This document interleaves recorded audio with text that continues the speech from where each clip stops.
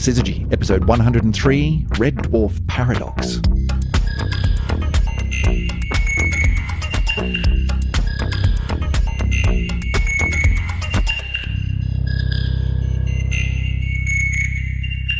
And welcome back to another edition of the Syzygy podcast. My name is Chris Stewart, and I'm sitting in the office of Dr Emily Brunsden here at the University of York. Emily, how you doing? Hello.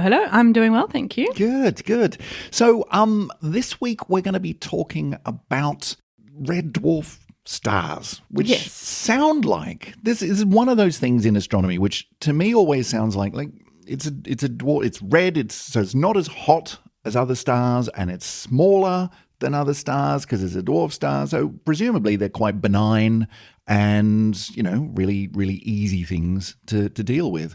But I get the sense that that's not the case, Emily. No, I think we're going to be finding out that these things are actually nasty little stars. Yeah, and there's been some research this week that's been looking into how nasty those stars are. What's been going on? What are we talking about today? Well, I think overall today I'm going to present to you the paradox. The paradox. We like a good paradox. Yeah. I'm gonna copyright this and call it the Red Dwarf Paradox. Oh, so this is the Brunsden paradox? Well, maybe. Actually, probably loads of people have already calling this the Red Dwarf Paradox or some version of a paradox, but it's certainly what I think of as a pretty important paradox. Cool. For us to look into. So we'll do that. And we do like a good paradox on this show because last week we had galaxies which broke the universe. Apparently, they were the wrong size and the wrong age for the wrong time of the universe, and we worked our way through that one. So this time we're going to be looking at your red dwarfs. Sounds good. Yeah.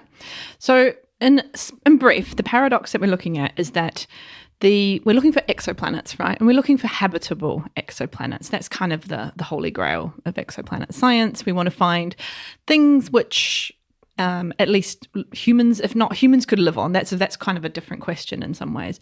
But planets that life could arise on to answer arguably the biggest question is there other life in the universe? Yeah, I mean, that's one of the big ones, right? Yeah. In terms of big questions, that's right up there.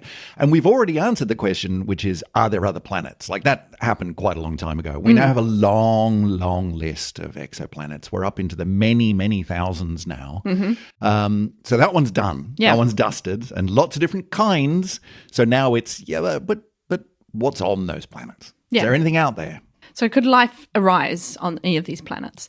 And so that was what we could have look at as a habitable planet. Sure. Now, quick aside here, we're talking about life as we know it. So life as it kind of seems to have arisen on Earth based on all the kind of principles, water, nice temperature, blah, blah, blah. Carbon-based life forms. Like it's what we've got. That's the only one. We got an N of one. Yeah, maybe there are other possibilities, but let's park that aside. We're looking for the easy targets. We're looking for places, planets where life could arise and exist as we understand life to exist on planet Earth. Sure. If you're going to go and look for life, look for signs of things that you already know. It makes sense. Okay, but why? What's that got to do with red dwarfs? Why do we... Okay, so we want to find the habitable planets, right? Yep. So you would say, okay, let's go look at planets that are similar to the Earth going around the sun. Find some more stars like the sun, find some more planets like the Earth going around the sun. That would be the easiest thing to do, right? Okay.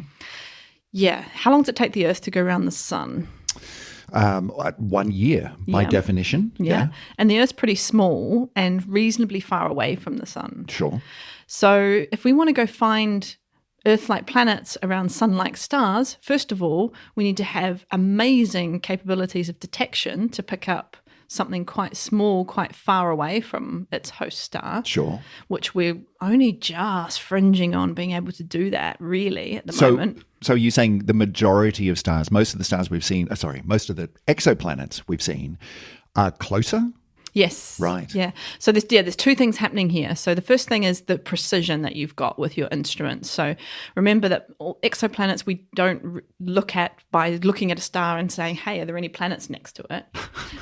That would be nice. That'd be the easy way. That's not how we do it. We look at the star itself and look for any changes on the star that indicate that a planet might be going around it. Right. We're looking at the light from the star and going, hang on, that just dipped or changed in some way. The only way, or the most likely way, that could have happened is a planet went in front of it or something like that. Yeah, exactly. Yeah, so you're inferring. Yeah. Yeah. So we need to look at the stars. Yep. So let's say we go and look at lots of stars that are like the sun. Now, as I say, the first thing you need to know is the precision to be able to pick up something as small as the Earth, which we're only just getting to really in our techniques. So that's pretty hard. The second thing is you need to have the patience to wait several years, right? Because you want to pick up 2 or 3 orbits at least to be sure. Yeah. Because, I mean, if it just whooshes past once, great. What was that? Was that what we thought it was? Well, let's wait for it to come around again. But, as you said, we take a year to do that. Other planets, slightly more, slightly less. Yeah, so finding exact copies of our particular system is tricky and it requires a lot while. of patience. Yeah, exactly. So instead, what you might say, well, let's go and play with the statistics, right? So actually, sun-like stars are not the most common type of stars in our galaxy. Okay. We're kind of in the middle of the road in terms of frequency of occurrence, or how many stars like the sun are the kind of a medium number are existing in our galaxy. But let's go to the type of stars where you've got loads of that particular type, and those stars are anything that's smaller than the sun. Basically, the smaller you go, then the more of them there are. And these are what we call red dwarf stars. Okay. So they're stars like the sun. They're very similar. You could get very confused in the terminology quite quickly if you weren't paying attention, because we have other types of stars that sound similar. We have red giant stars, for example. Right, yeah, giant versus dwarf. There's obviously a difference. Red giant's completely different thing. We'll talked about them a minute before, and we'll park those again. White dwarfs, also completely different thing, nothing to do with what we're talking about today. Black dwarfs, different thing. Brown dwarfs, different thing. Okay. Right. All right. But we're red dwarfs today. Yeah. And the redness is all about temperature. Yes, right? yeah. So these are stars that are smaller than the sun and therefore cooler than the sun, because they don't have the rate of fusion that our sun has.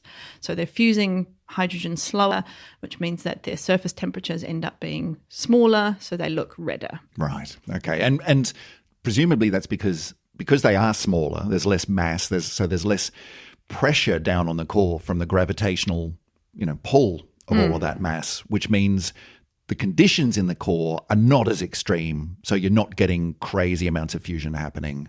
Yeah. It's just happening at a slower pace. Exactly. Cool. Yeah. So that's quite cool. But there's loads of them. So that's great. There's loads and loads of them. The most common types of stars, and particularly what we call M dwarfs. So things that you if you talk about the sun has a surface temperature of kind of 5,800-ish Kelvin or Celsius. It's kind of the same at that point. So we're looking at stars that are more kind of in the 3,000s, 3,500. So a bit cooler. Definitely down in the redder end. Yeah. But the good news is there's loads of them, so we can study loads of them. The bad news is they're not so bright, but that's we'll park that one again. We just need bigger telescopes to see them then. Sure.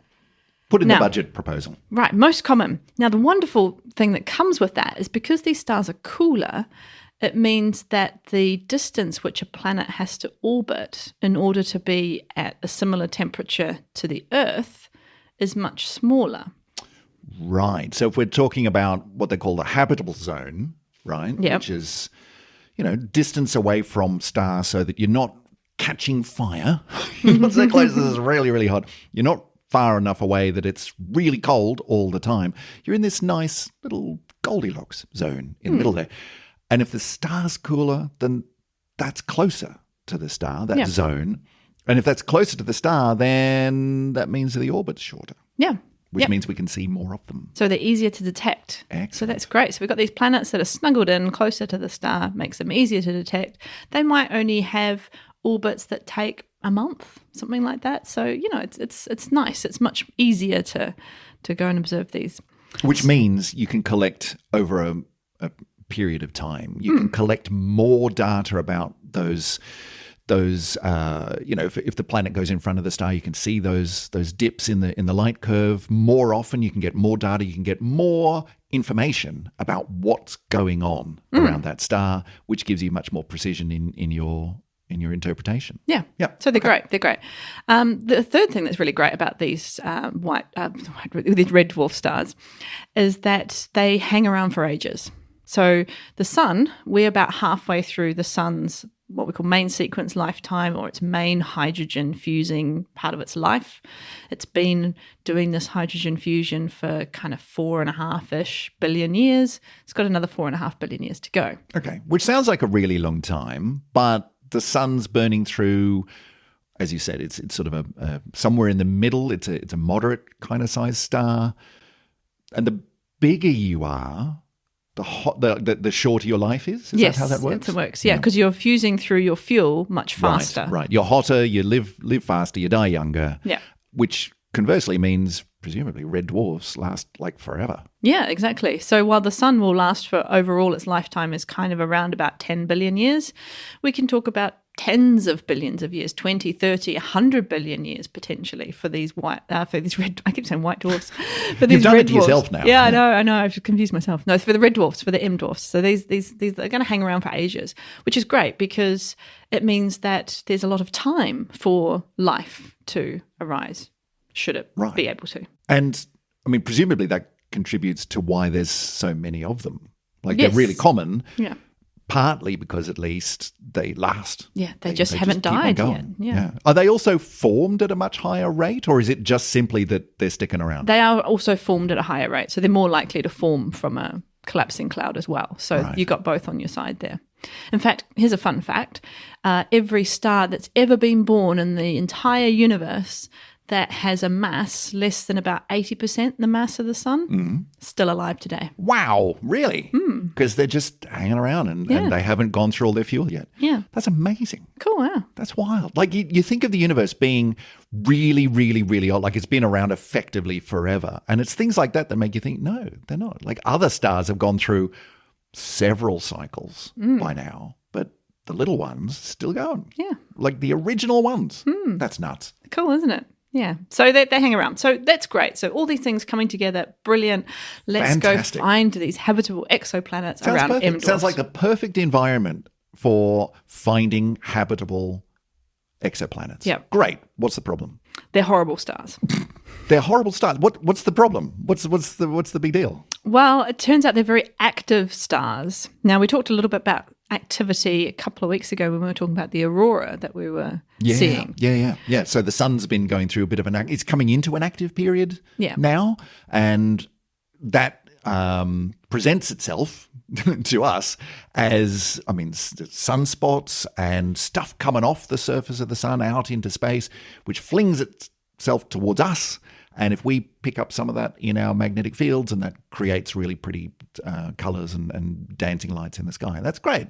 But that's the kind of activity we're talking about. Yeah. And if one of those big solar flares from the sun was pointed towards us like that, it'd cause huge problems. It would. But fortunately, that's not happening a lot. No, it's very, very rare. So the sun's relatively calm. Yeah. Good, which is good for us. Now, these red dwarfs are not calm. Right. So you've got to take the solar activity and kind of turn it up to 11. Okay, right. That seems a little bit counterintuitive to me. I mean, you just said they stick around forever, right? They're cooler. Like stuff's not happening as much down in the core. They're not burning through their fuel as much. Like everything that you've described about a red dwarf sounds like it's just hanging out, doing its thing, not causing trouble, not sticking its head up above the parapet. Like it's just hanging out. So why are they so nasty? Well, there's a couple of things. First of all, they're very, very nasty when they're born. Okay. So they've got extreme magnetic fields when they're formed. And part of this is just to do with their sheer size. So there's a scaling kind of problem where the magnetic fields compared to the size of the star just get kind of out of control. Right. And as we've discussed on this podcast many times before, anytime you get magnetic fields involved, things just get ugly. Like it's just awful, right? Fun to play with when you're a physicist or an astrophysicist, but hard. But the thing about magnetic fields is if you squash them, then things get ugly. And so is that the thing here, that you've got a smaller star, and so the magnetic fields are just concentrated in a smaller space? It seems to be, a big part of the problem. Yeah. So there's that. And then there's the actual way that energy makes its way from the core of the star out to the surface. So if you think about stars in a big lineup, right? So we got the most massive stars at one end, the most smaller stars at the other end, there's actually a shift in how energy is transported from the core to the surface. We have two main methods of energy transport that happen in stars. The first one is radiation, radiative transport. So this is just like, your heater is radiating heat towards you. It's a similar kind of concept in photons moving straight through stars. Then there's the other one, which is convection. And convection works just like the convection in a pot on a stove. You get bubbles kind of coming up to the surface. You get churning fields. It's kind of a much more messy, in a way, system. It's exactly the same as the two kinds of heating that you get in your house from your radiator or, as you said, from your electric heater, right? There's the direct one that you can feel. I can feel the heat coming off that.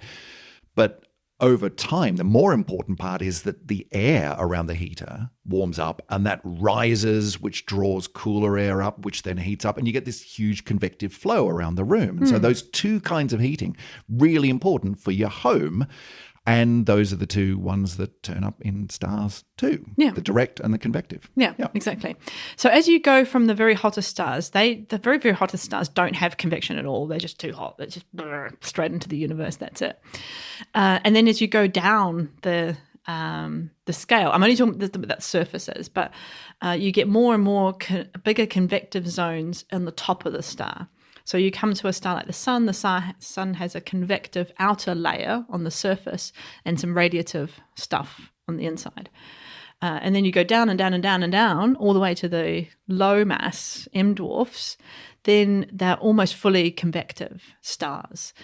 And convection's kind of a problem in a sense when you're talking about activity. Well, it's responsible for activity because now you're physically moving charged particles around on the surface of your star, moving charged particles, magnetic fields. It's just ugly, a mess. Yeah, I could see that. Okay, so because it's a smaller star and because it's much more driven by the actual, bulk motion, the convection of stuff, and a lot of that stuff is charged, and there's magnetic fields, I could see how that would mean that you got then some pretty ugly behavior going on. Yeah. Okay. So you get things like enormous star spots forming, enormous chemical spots, so these are kind of, star spots are sunspots on a star. So what is that?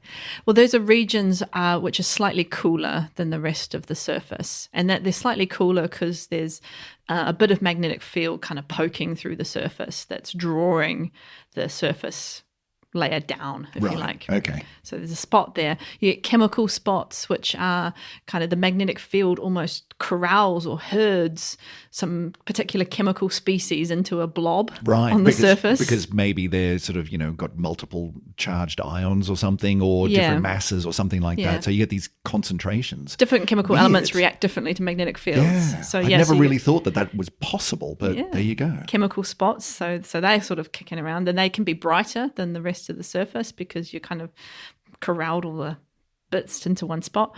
And then you get, of course, flares and that kind of activity. And flares are, why do flares happen? I mean, we've sort of talked about a bunch of these things over many podcasts in little bits of detail, but I don't think we've ever really gone there. What is a flare? Why does that happen? Right. So magnetic, the plasma on the surface of a star will often follow magnetic field lines. Charged particles like to follow magnetic fields. It's kind of their thing. Yeah, right? Like the northern lights, right? That's charged particles following the Earth's magnetic field down towards the poles and bashing into stuff and causing them to glow. Yeah.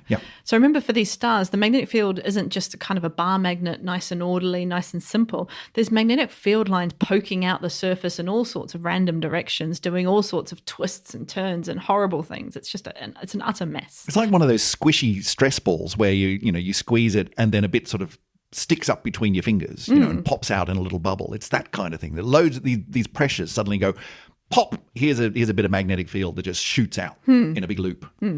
Yeah, and the loop is actually the good term. So what happens is you can get a magnetic field line. So the direction of the magnetic field can actually poke up through the surface of the star, do this big arch, and then poke back. I'm doing lovely hand motions here, by the way, so you can follow. Great for podcasts. Yeah, exactly. So it pokes up, does a big arch, and then pokes back down into the surface, and that's a loop. And the charged particles on the surface of the star can follow that arch. And these are called prominences. So you get actually plasma flowing off the surface of the star, and we see these on the sun. They're absolutely amazing. Some of them are enormous. They're huge, much bigger than the Earth. Yeah, which is terrifying. Yeah, and then they you can imagine this kind of fluid of charged particles going up and onto this loop, and some of the videos that we've got of the sun's prominences, you can actually see some of the plasma get to the top and start raining down because it's the gravitational force is now pulling it back to the surface, and the magnetic field's getting a bit weaker at the top. That's wild. That's crazy stuff. It's like raining fire on the sun. I'll dig one of those out and see if I can put it in the show notes. They're just gorgeous and very scary at the same time. So you get these prominences, and these are linked to spots as well. So where these prominences exit and enter the solar surface is linked to where the spots form. Now, if you take that idea and you make it a lot bigger, a lot nastier, yeah. So what can happen is you get this enormous prominence that can then break. So the top of the loop breaks, and then you get all the stuff just going boof. So it's getting flung out into space. It's not looping around and raining nicely back down onto the surface. It's going, no, I'm going out. Yeah. And I'm going to find something and I'm going to kill it. Yeah, it's ejected into this enormous flare. So we have flares or coronal mass ejections. Yeah. If they're and very, that does happen from the sun. It does, right? Yeah. And if one of those came our way, we'd be in trouble. But fortunately, they're rare enough that the chances of one coming right at us reasonably slim. Exactly. And certainly one that's on the kind of scale of that's going to devastate all life on Earth. I mean, we're talking about one in a, I'm pulling numbers here, but I'm not sure, but something like 1 in a 10 billion year event, perhaps. Yeah. And given that life on Earth has been, from its absolute most basic, about 4.5 billion years, clearly it's at least not common in that kind of time frame. Although I think I remember reading there have been a couple of significant disturbances to life on Earth that are probably from solar mass ejections. Well, yeah, that's interesting because, we do, when we look at the history of life on Earth, and I'm no evolutionary biologist by any stretch of anyone's imagination. Come on, Emily, what are you doing with your time? But, I mean, there's an interesting sort of point that sometimes gets drawn out is that life on Earth has been around for about 3.5 billion years, right? Okay. Most of the lifetime of the Earth. In fact, surprisingly quickly, life seems to have just come here by, oh, you ready? Okay, bang, here we are. Give us the environment and we'll do life. Exactly. Yeah. There was no delay. Yeah. I mean, and that gives us a really good sense of, well, if that's the way it happens, if we can find the right kind of planets, then there's a good chance we'll find life, which is why we're doing this in the first place. Yeah, so that seemed to happen very quickly. But complex life, what I believe is termed the Cambrian explosion, only happened a few million years, at 540 million years ago. So there was, for a really long time, like billions of years, there was just the most basic, simple, single-celled stuff just blorping around in the primordial soup. And then the Cambrian explosion was, you know what, we can do better. Let's put a bunch of these things together and create, everything from pterodactyls to wombats. It just went nuts. So I think there's maybe some idea that the solar variability had an impact on why the life didn't become more complex sooner. Oh, right. So the sun was nastier in the early days and then settled down a bit. And I don't think there's any evidence for a single kind of big let's just start again. But maybe it was just kind of this background level of not super nice. There's too much nastiness coming from the sun. Hold back, everyone, hold back. Okay, looking good, let's explode. And that's kind of what happened. Perhaps. Maybe. We're hypothesizing. If listeners, if you know more about this than we do, please, get in touch. So you can imagine that's quite important. Now, if you take a red dwarf star, and in fact, if we take one of our friendliest red dwarf stars, which is the closest star to the sun, so our nearest neighbour. That'll be one of the Proximas? Proxima Centauri. There we are. Yeah. It's in the name. Yeah, exactly. So Proxima Centauri is a little red dwarf star. And if you look at the flare sort of cycles on these stars, turns out that you can get kind of perhaps even life-devastating flares maybe every 1,000,000 years. Oh, and that's not good because from an evolutionary point of view, 1,000,000 years is nothing. No. That's the dinosaurs were, 65 to hundreds of millions of years ago. A 1,000,000 years is nothing. No. So if you've got something short-circuiting your evolution of life every we million literally years. just got going and then, no, that's it. Don't start again. Yeah, so that's not super fun. No. In fact, one of the brightest flares we've ever seen, in fact, the biggest flare I think we've ever seen from a star, came from Proxima Centauri in 2019. And it was 14,000 times brighter than the entire star. Just one flare. What? Yeah. That's insane. Just so a flare came out and it just went, by the way, we're just 14,000 times brighter than the thing that you're looking at. Yep. And that's coming your way. Yep. So that's going to really interrupt your attempts at evolution nearby. Exactly. Yeah. So Wow. I mean, even if you're not talking about the direct kind of radiation of like frying life from the photons coming from those flares itself, I mean, obviously these have impacts on things like atmospheres. The Earth's atmosphere is very, very fragile, right? It doesn't take a lot to disrupt it for bad things to happen. Yeah. I mean, Yeah. volcanoes can upset the atmosphere, let alone things from stars. And we've been pretty lucky in that, the star that we orbit is pretty calm in the grand scheme of things. That's working in our favor. Okay. So I'm beginning to get a sense of why, on the one hand, red dwarfs, there's lots of them. It's great. And the orbits of the planets are closer in, which means they happen faster, which means we can get much more data on them. It's easier to observe that. On the flip side, they're really rubbish for life. Yeah. That's where this new study comes in, because obviously we're trying to look at how stellar variability changes over millennia.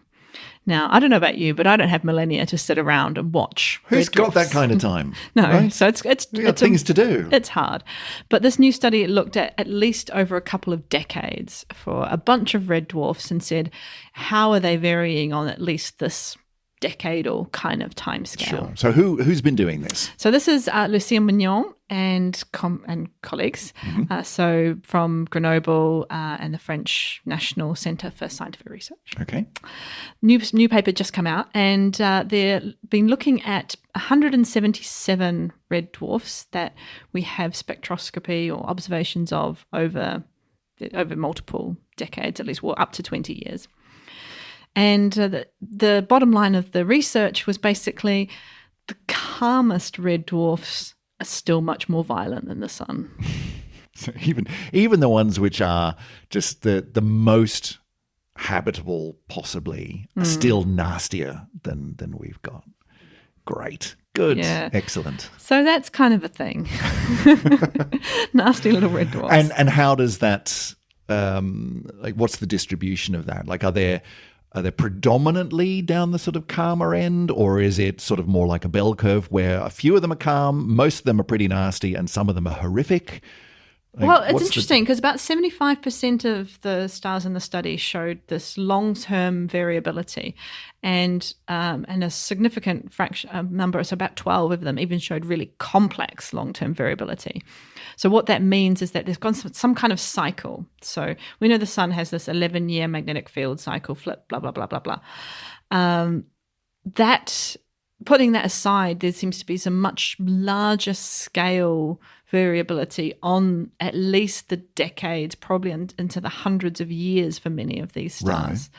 Right. And you can see that even just looking over a 20-year cycle, you can see the evidence for a much longer variability. Yes, and the complex ones have several periods, so they might have a 100-year timescale and a 20-year timescale or something like that. Wow. That makes them really complicated. And that's really important because it's giving us that hint that actually these things are not just variable, that they're really it's super variable in a not very pleasant way. Yeah. And fun to study. Oh, absolutely. If you're a red dwarf astronomer, that's cool. Fascinating. So it's nice to see those things changing on these timescales, but you can try and then infer what the red dwarf, how it would flare and change in its variability over millennia, from at least starting from the decadal kind of timescale. How has this study been done? What have they been using to look at these? Because it's going over several decades. So what instruments have they been observing with? Well, we've got HARPS, which I think we've mentioned HARPS before. HARPS rings a vague bell. Remind me. HARPS is one of our favourite spectrographs. In the list of spectrographs, this one's up there. It's one of the most famous ones, to be fair. So HARPS stands for High Accuracy Radial Velocity Planet Searcher. Yes, okay. So it's famous for planet hunting, right? So one of the techniques that we use to find planets is looking at the redshift and blue shift of a star as it's wobbling towards and away from us. And we measure that using a spectrograph. Right, and it's wobbling because the planet's going around it. And so that entire system, even though the star is much bigger, the star is still, they're both orbiting around a common center of mass, which means as the planet goes around, the star's also going around, just this little wobble. And so a bit of the wobble's towards us, a bit of the wobble's away from us. You see the blue shift and the red shift, and you can infer the planet from that, which is cool. So HARPS is where? Is what? Is it a telescope? Like what is it? It's a spectrograph on a telescope. Right, okay. It's on a 4-meter telescope, so it's fairly modest, but the spectrograph it's famous. It's one of the most high precision spectrographs we've got in the world, and it's discovered loads of exoplanets. It's right up there. Okay. It's one of the famous kingpins, really. Okay. I'll put that into the category of things that I probably ought to have paid more attention to. It's fine. Maybe it's one of these things that you just know because you know. So HARPS has got a massive back catalogue of data, right? And most of that data are public. And so you can go back and have a look at observations that HARPS did in 2003, for example, the spectra that it took. And that's kind of what the study did. It went back and looked over the whole, from 2003 to 2019. Let's pull out all the red dwarf spectra. Some of them have got lots of observations over that kind of 20-ish year time frame. And let's just have a look at the variability and how that's changed over that time frame. And to look at variability, we've got some clues that we can pick up in spectra itself. So a spectrum, if you remember, we're taking the light from the star, we're breaking it up into its wavelengths. Like when you have a prism in the sun, you get the rainbow. It's just a very fancy, big version of that. Fancy version of a rainbow. Yeah, exactly. And what we're looking for in a spectrum is we're looking for chemical fingerprints from different atomic species or chemical elements. So there's gaps in that rainbow, which are caused by the fact that there's chemical elements, say, on the surface of the star. And there's some really important ones that we can look at for stellar variability. So there's calcium. Calcium has 2 lines called H and K, which are really, really useful to look at. We look at the sodium doublet, very famous set of 2 lines of sodium in the yellow. And we look at hydrogen alpha, which is a very red kind of part of the spectrum. So right. If you're a chemist or if you like chemical elements, those are the ones that we like to look at because they are influenced by changes in the magnetic field. So the amount of gap, or indeed sometimes the amount of emission extra that you find in this part of the spectrum is dependent on the amount of activity. Right. Yeah. I mean, I hadn't really thought about that, but that kind of makes sense. That all of these lines, these fingerprints in the spectra that you're talking about for these different elements are affected by whether or not there are stonking great magnetic fields nearby. The reason those lines are there is because these different chemical elements or molecules have electrons whizzing around, and those electrons are affected by magnetic fields, which means the fingerprint itself depends on whether or not there's a really strong magnetic field nearby. Yeah, so they're affected by magnetic fields, absolutely. They're also affected by spots, because spots change they change the surface of the star. Actually, spots can look a lot like pulsations, the ones that I study, if you're not careful and make sure you know what you're looking at, because they can change the Doppler shifts that you're looking at. So spots can change them. Chemical spots are obvious, right? If you get a lump of sodium over there, then hey, you'll see that. That's going to change your sodium. Because there's a lot of sodium lines. Exactly. Yeah. So there's all sorts of changes that reflect the changing magnetic field and reflect the changing activity of the star. You can also look at just, your bulk standard brightness of the star, what we call the photometry, and say, well, okay, it's a little bit brighter at the moment, it's a little bit fainter at the moment. So that's also an indicator of activity. Right. On the large scale, it's brighter, it's dimmer. Yeah. So those are our measurements for the variability of the star. And what's actually, I just hinted at it, what's really important to understand also with this variability is that if you're looking at those radial velocities, if you're looking at HARPS trying to measure a planet around a red dwarf, then you need to understand the activity so that you don't mistake the activity for a planet. Yeah. Right? Yeah. Particularly as, if the planet whizzes by and then you don't get to see it again until the next time it whizzes by, there's a lot of things that could look like a planet whizzing by once. Yeah, and it all can just affect your observations generally. Yeah. So both have happened where actually, we've detected planets, quote unquote, that turned out to be just not a planet. Yeah, star spots or other kinds of activity, or we've calculated how much the star is wobbling just because we weren't accounting for the activity. So both of those things need to be very carefully dealt with. Turns out spotting a planet around a very distant star that's going crazy itself is not an easy thing to do. No, they're not the easiest targets in the world. I'll give you that. Yeah, so all of this stuff, so there's, in terms of the importance of the study, that's really important to understanding the radial velocities. But then, of course, we've got that larger question of, are these things going to actually be habitable at all? Yeah, I mean, that's kind of where we're led around to, isn't it? I mean, you start at the beginning with this paradox, and am I right in saying that like summing up the paradox, on the one hand, red dwarfs are perfect place to go and look for habitable planets for all the reasons we've discussed. On the other hand, they are the worst places to be looking for habitable planets because they would just destroy life within a million years, even if it did get going. That's the paradox. Is red dwarfs great? Red dwarfs are the worst. So do we just abandon all hope then on finding habitable life around red dwarfs? Well, it's interesting. So there's a few more things that we want to kind of find out, I think, to really be able to say emphatically, yeah, no, we're just going to, they're not great. Let's just not good. Let's just not. We need to understand atmospheres a lot better because, I mean, there are some possibilities that atmospheres can protect you from harsh things coming from your host star. The atmosphere of the Earth protects us from ultraviolet radiation from the sun. It does a really good job. Yeah. So I wouldn't want to push that too hard, though. Well, no. So, but we don't understand what happens if you have a different kind of atmosphere. So it's important to try and measure atmospheres, chemical compositions of atmospheres, and then try and figure out what would happen if you shoved one of these flares onto a complex atmosphere. Maybe it's okay. Maybe. Really hard to then extrapolate from that to, okay, so maybe that kind of atmosphere would be able to cope with a really nasty star nearby and therefore, I don't know, life? Like, is that possible? Possible, yeah. But it's good to understand at least what might be happening. Another factor which we haven't even touched on before is that what happens when you have old systems. So these are like red dwarfs have been around for billions of years. With close planets, is that they tend to get tidally locked.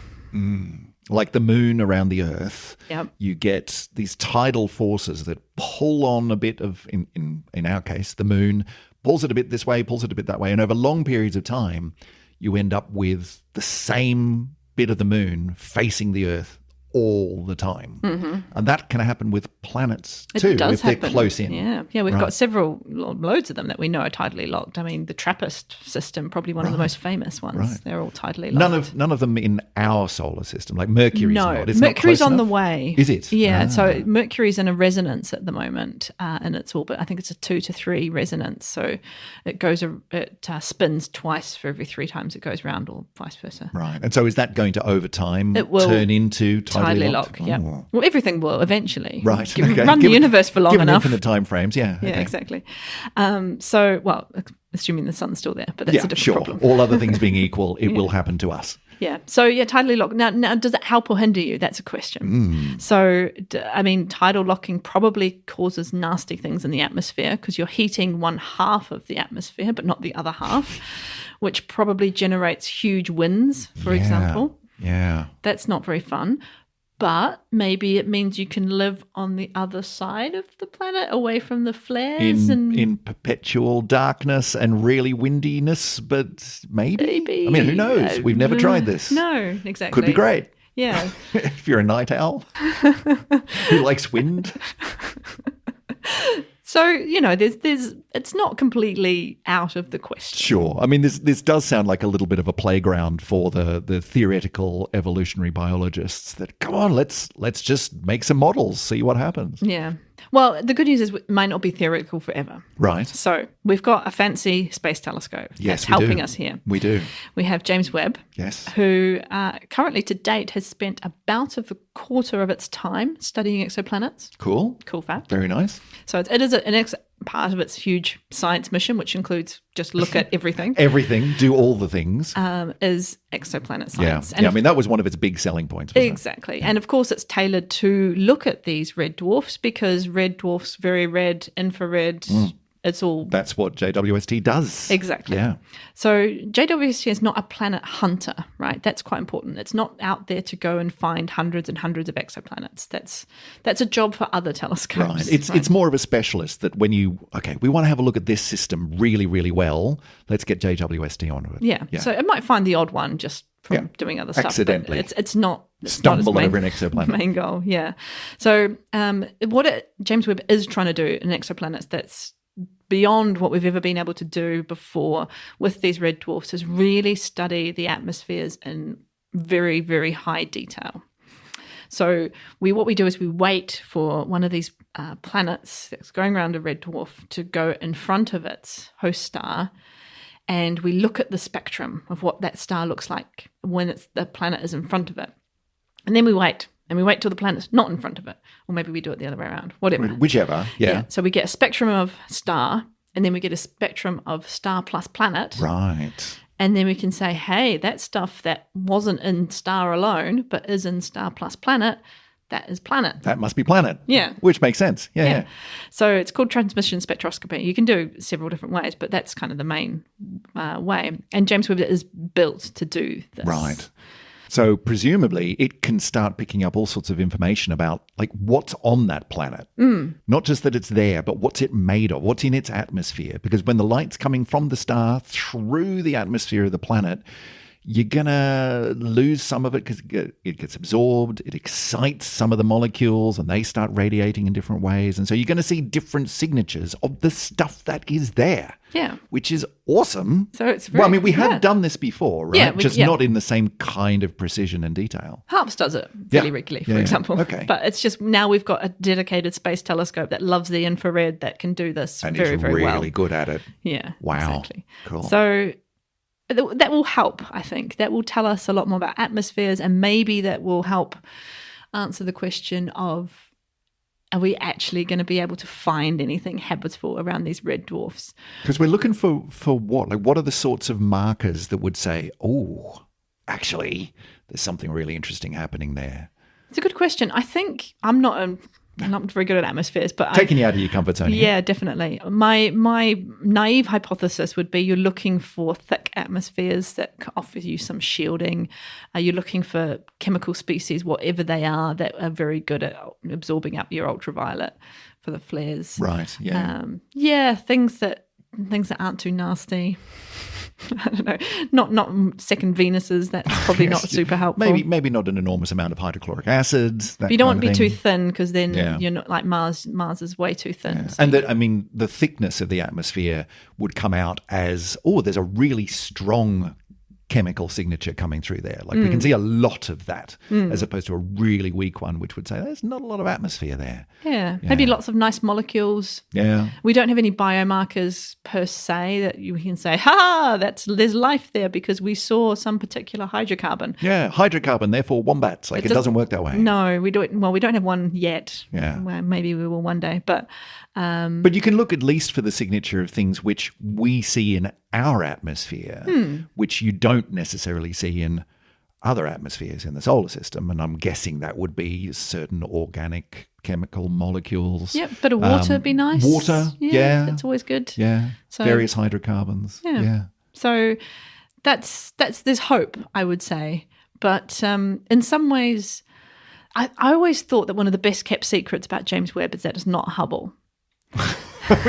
It seems a fairly obvious statement, but explain that. What does that mean? I mean, there was a lot of talk about how it's the next generation Hubble. And in a way it is. Sure. It's a space telescope and it's really good. But it's an infrared version of Hubble, right? And that is significant. That does change. But and we are getting beautiful pictures off James Webb, and I suspect that that's part of its charm, but it's not quite a Hubble in that sense. It's not designed to see as the human eye sees. Right. It's designed to see much more in this infrared part of the spectrum. Yeah, so that's more the marketing side is, yes, okay, we can give you the beautiful pictures, but that's not the point. Yeah, and I think the second part of that, the best kept secret of the exoplanet hunt with James Webb, or the exoplanet kind of science that James Webb's going to be doing, is that, we can do wonderful exoplanet science on these M dwarfs, but they may not actually be habitable at all. We can do it if you wanna, but don't get too excited. So Parker, I think all the ideas of finding the Earth twin, some people say that's about a decade away still. Right. I'm not sure. Maybe I think we can be maybe a bit more optimistic. I think we'll maybe find one in the next few years, but hey, at least we'll know whether or not these M dwarfs are habitable much sooner than that, I suspect.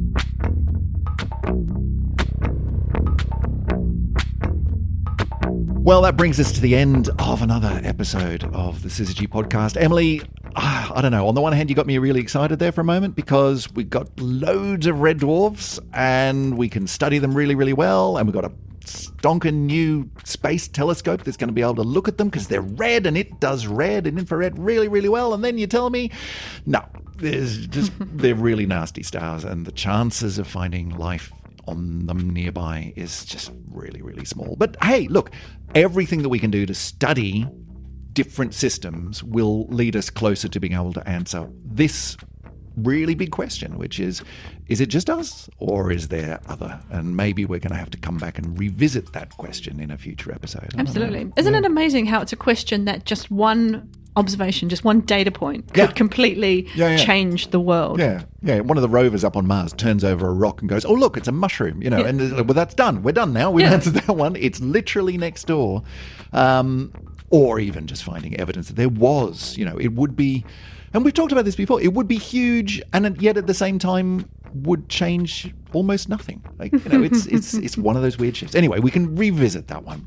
Listen, if you're at home and wondering how you could possibly get in touch with us in order to correct some of the evolutionary biology that we've been nattering on about today, knowing literally nothing about that subject, and you want to set us straight, Emily, how can people get in touch with us here at Syzygy? Well, I'm going to change the order here because I'm going to put what I think is our best bit of information out on the web first. Yep. Go to syzygy.fm. The website. syzygy.fm. I'm always looking at it going, that's a really pretty website. I'm really glad you did that, Chris. You need to get out more, though, I think, Emily. I think that's part of the problem here. Yes, go to syzygy.fm, and there you can find not only this episode and all of the other episodes, going back to episode dot, with all of the links and all the pretty pictures and everything. But there's also a contact page where you can put in your details and send us a little message, and we'll receive that and go, great, thanks, that's awesome. It also has a page dedicated to thanking all of the people who have supported us here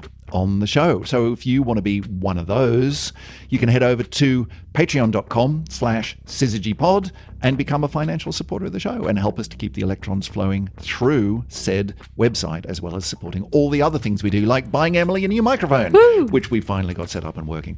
But if people wanted to find us elsewhere on the web, where can they do that? So Facebook, next thing. I know what a Facebook is. I understand the Facebook. You are of the generation that Facebooks. I am, yes. So you can chuck in the SYZYGY tag. You'll find a page that looks the same. It's got the logo. You'll know us when you find us. It's not too hard. Yeah. And if you're gramming, then I'll try and figure out how to get things onto the Instagram. If you're all about the Insta, then you can find us on Insta at SyzygyPod, which is where we are in most places on the internet. And you don't get photos of our dinner. You get nice things about the universe. That's right. So. We don't Instagram our dinner. We Instagram red dwarf stars instead, which is much, much more interesting. I tell you, astronomical Instagram is pretty awesome. There's some really cool stuff there. There's too much in the universe, isn't there? Yeah, there's just too much. There's too much prettiness. Yeah. You could just look at the Instagram of just Jupiter.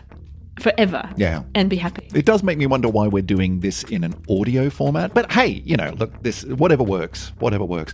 Listen, I mentioned one way that you can support the show, but of course the biggest way that you can support the show is by telling everyone that you know. If there's someone in your life who would really benefit from hearing more about the wonderful world of astronomy, cosmology, astrophysics, the universe, then point them in the direction of the Syzygy podcast, because the more people that hear about us, the bigger our audience gets, and we feel like we're doing a useful thing for the world. So just spread the word. Get onto your podcast player of choice, your podcast directory of choice, and give us a review, give us some stars, put some words in there telling the world how cool we are, because that also helps us to rise up through the noise and helps other people to find us. But otherwise, we should just probably move on. We've managed to do 3 in a row now. Yeah, I'm going to break that now, I'm afraid. Yeah, Emily's heading overseas for a bit. Actually having a holiday. Which is really nice. So she's off for a couple of weeks.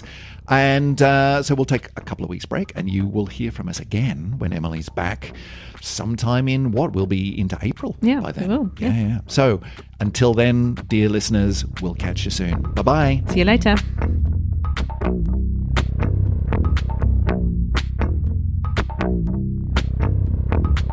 To me, it just reinforces my incredibly unpopular opinion, by the way, that I don't reckon there's other life out there. Ooh. Because That's a big call. I know, but... Really? Well... Wow, that's a whole other very episode. Unpopular opinion, but... That's a whole other episode. We might have to dig into that one. Chances, every time you look, it's just like, nope, you can't have life over there. Nope, that's not going to work. Nope. You need to have a sun-like star, an Earth-like planet. It needs to be exactly the same age as Earth. It's getting. But surely the statistics are hard. against you on this one. Well, like nothing, nowhere. I don't know if they are. I think we need to look at those statistics. Because how many Earth-like planets are there around sun-like stars that are the right age and the right part of their galaxies and the right time and the right chemical composition? And it's feeling very... I think we might need to come back and explore that one in another episode.